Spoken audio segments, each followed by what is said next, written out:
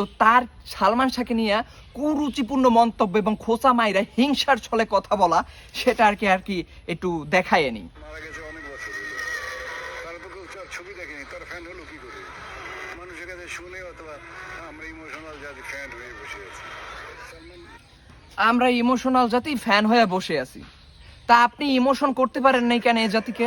আপনি তো সালমান শাহ থেকে অনেক বেশি অভিনয় করছেন, আপনি তো যুগের পর যুগ, ঠিক আছে, 2-4 যুগ অভিনয় করছেন, কিন্তু আপনার অভিনয় কেন আমি দেখি না? আপনারা তো আমি চিনিও না। যখন একটা নিউজ ফিডে আসছে যে সোহেল রানা সালমান শাহকে নিয়ে এইটা বলছে, এরপর বললাম এই সোহেল রানাটা আবার কি, সোহেল রানা আবার কি?